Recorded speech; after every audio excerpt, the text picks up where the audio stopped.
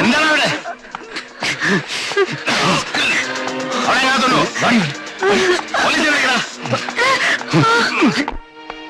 അയ്യോ, എന്നെ വിടൂ, എന്നെ വിടൂ. വിടാനല്ലേ പറഞ്ഞത്? ജിഗറെന്ന് പറഞ്ഞ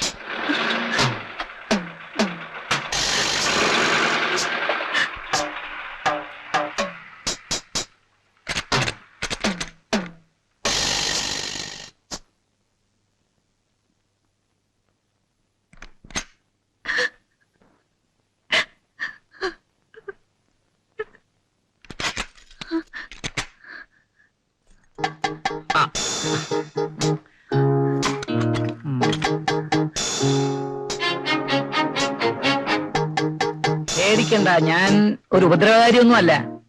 ഞാൻ പോയിക്കോട്ടെ. എങ്ങോട്ട്? പെണ്ണേ, ഇതങ്ങനെ വലിയ കാര്യമുള്ള കാര്യമൊന്നും അല്ല. മനുഷ്യരൊക്കെ ഇങ്ങനെ. നീ അടുത്ത് വന്നേ, വാന്ന്. നീ കരഞ്ഞിട്ടൊന്നും എന്റെ മനസ്സ് മാറുമെന്ന് നോക്കണ്ട. ഇക്കാര്യത്തില് എനിക്കൊരു ചെറിയ വാശിയോടുണ്ട്. അന്ന് ജോലിക്കെന്ന് പറഞ്ഞു വന്നിട്ട് നീ എന്നെ പുല്ലുപോലെ തഴഞ്ഞിട്ട് പോയതല്ലേ? അന്നേ ഞാൻ വിചാരിച്ചതാ എവിടെയെങ്കിലും ഇട്ട് പിടിക്കാമെന്ന്.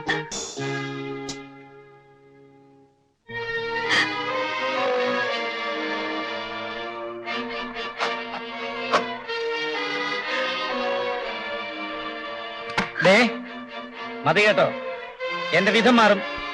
വാടിയോടെ ഇവിടെ വരാൻ.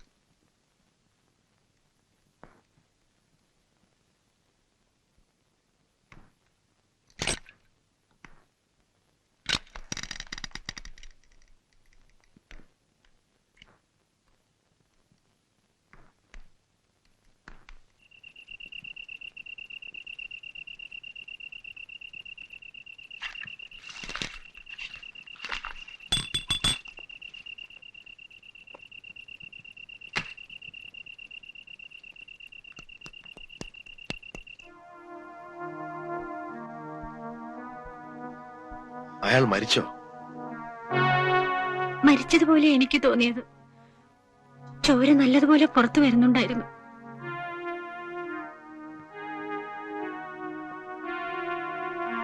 ഇന്നലെ രാത്രിയല്ലേ ഈ സംഭവം നടന്നത്? അല്ല, മിനിഞ്ഞാന്ന് രാത്രിയാണ്. അത് ശരി.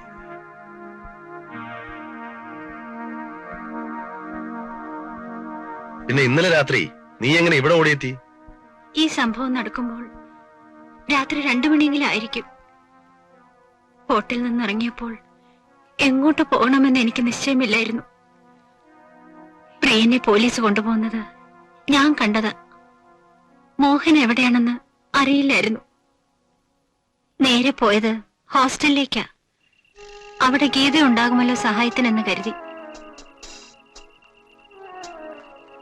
സംഭവം അവർ അറിഞ്ഞിരിക്കുന്നെന്ന് എനിക്ക് മനസ്സിലായി. എന്നെ കാത്താണ് നിൽക്കുന്നതെന്നും മനസ്സിലായി. ദൂരെ എവിടെയെങ്കിലും പോയി കളയാമെന്ന് വിചാരിച്ചാണ് ബസ് സ്റ്റാൻഡിൽ എത്തിയത്. അവിടെ എത്തിയപ്പോഴാണ് കയ്യിൽ പണമൊന്നും ഇല്ലല്ലോ എന്നോർത്തത്.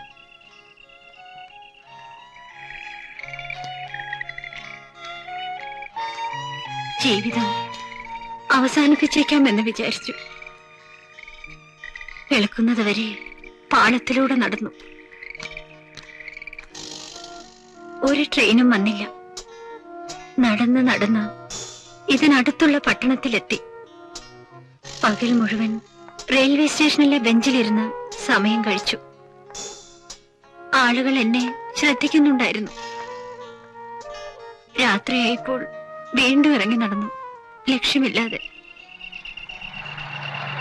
നീ എവിടെ പോന്നടി? ഇവിടെ അടുത്ത് വീട്ടിലോട്ട്. കേട്ടോ,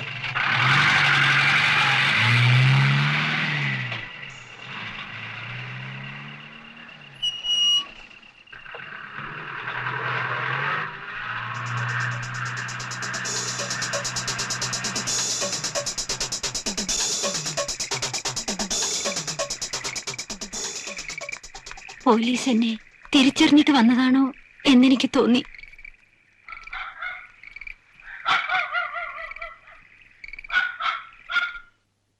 truth is stranger than fiction.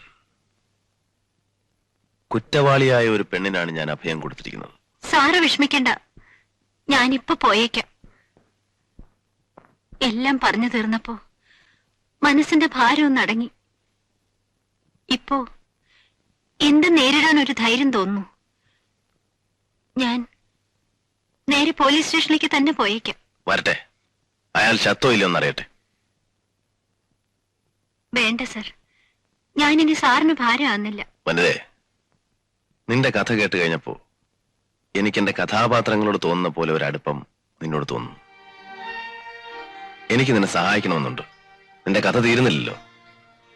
ഈ കഥയിൽ എനിക്കൊരു കഥാപാത്രമായാൽ കൊള്ളാമെന്നൊരാഗ്രഹം. നിന്നെ രക്ഷിക്കാമെന്ന് ഞാനും നോക്കട്ടെ. നീ വേണ്ടെന്ന് പറയരുത്. നാളെ ഞാൻ ആ ഹോട്ടൽ വരെ ഒന്ന് പോവാം. പാലുടൻ ചത്തിട്ടുണ്ടോ എന്ന് അന്വേഷിക്കാം.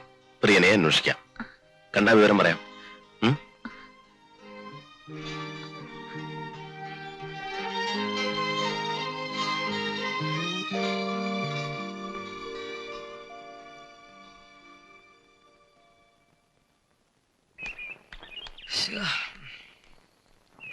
Sir, Thampi sir, Thampi sir.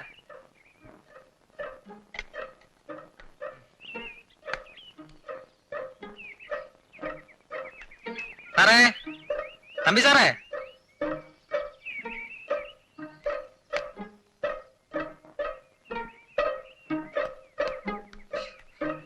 സാറേ,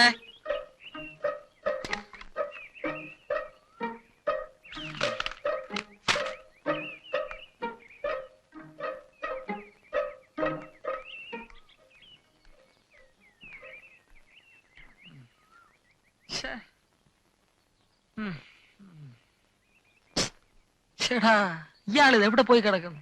എഴുതാനെന്നും പറഞ്ഞോണ്ട് ഇരുത്തിയിട്ട്. ആയക്ക് ഇഷ്ടമുള്ള പോരട്ടെ.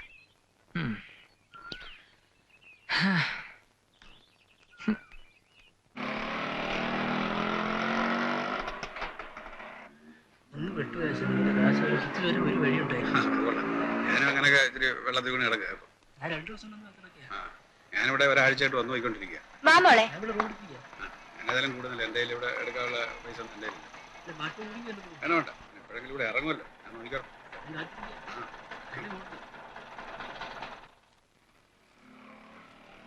ഒരു റൂം വേണം. റൂം ഒഴിവില്ല. സിംഗിൾ റൂം ആയാലും മതി. സിംഗിളും ഡബിളും ഒന്നുമില്ല. നിങ്ങളുടെ മാനേജർ ഇവിടെ ഇല്ലേ, മിസ്റ്റർ തങ്കപ്പൻ? തങ്കപ്പൻ സാറിന് പരിചയമുണ്ടോ? ആ, പിന്നെ കുറച്ച് വെയിറ്റ് ചെയ്യൂ. ഹലോ, തങ്കപ്പൻ സാറല്ലേ? സാറിന് പരിചയമുള്ള ഒരാൾ വന്നിരിക്കുന്നു. റൂം വേണോന്ന്. ആ,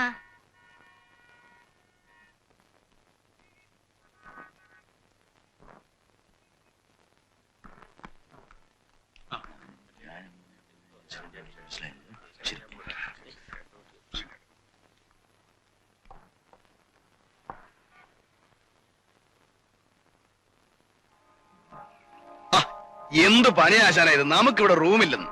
ആശാനെ പോലുള്ള ഒരു വിശ്വസിച്ചിട്ടല്ലേ നമ്മളിവിടെ വരുന്നത്. റൂം കൊടുക്ക.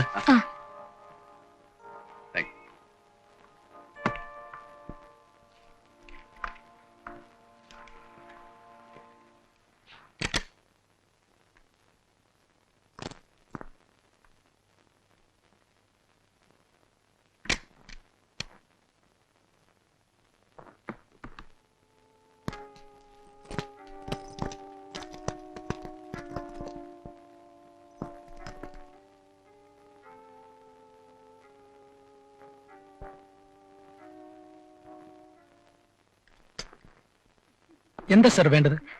മെനു കാർഡില്ലേ?